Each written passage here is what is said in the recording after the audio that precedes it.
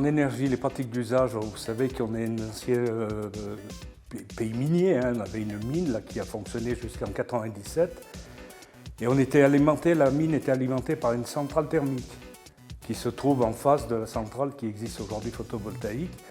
Et quand la mine a fermé, donc on a hérité de tous les terrains qu'on a rachetés, on n'a pas hérité comme ça, on les a rachetés parce qu'on voulait avoir la maîtrise du foncier. Donc cette maîtrise du foncier nous a amené à réfléchir, de savoir ce qu'on allait faire. Alors, initialement, c'était de récupérer le charbon qui restait dans le terril. Sur le terril, il faut savoir qu'il y a 25% de charbon.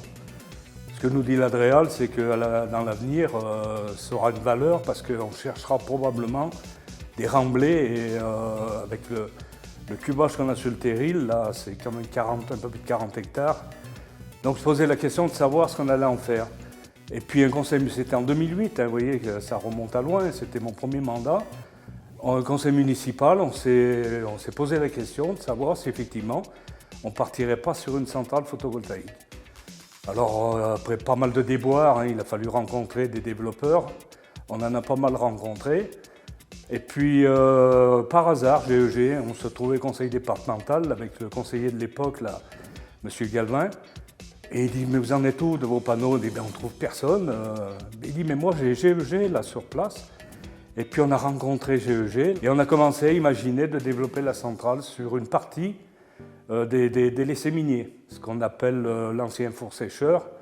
Une partie là-bas à côté de l'étang des Moutières, les bassins de décantation et une partie du nord du terril, qui aujourd'hui est en fonction, qui a été inaugurée en 2017.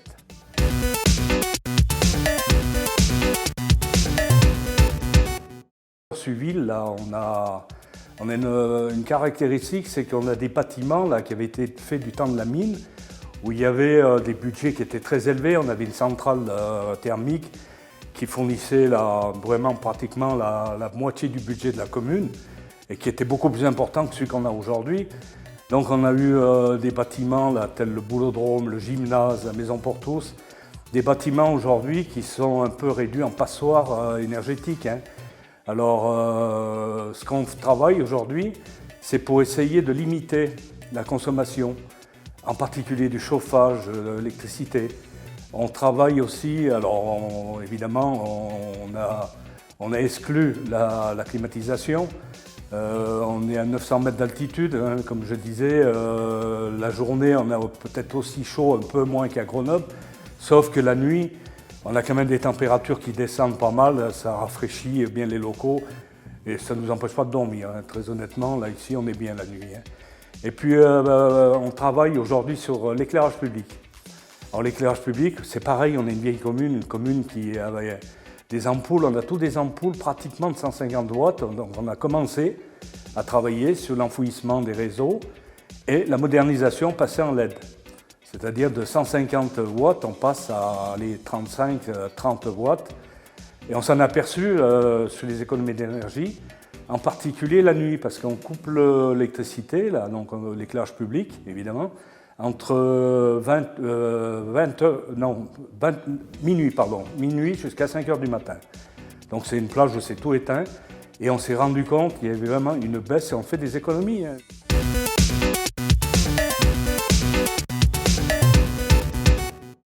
Tous les gros véhicules passent par la RD 529, traversent les villages Notre-Dame-de-Comiers, Saint-Georges-de-Comiers, bon, Monténard, La Motte, et les gros camions, alors il y a les nuisances sonores et puis les nuisances écologiques, hein. Alors ce qu'on souhaite, nous, dans les années qui viennent, c'est développer justement ces réseaux routiers et puis peut-être travailler sur les covoiturages.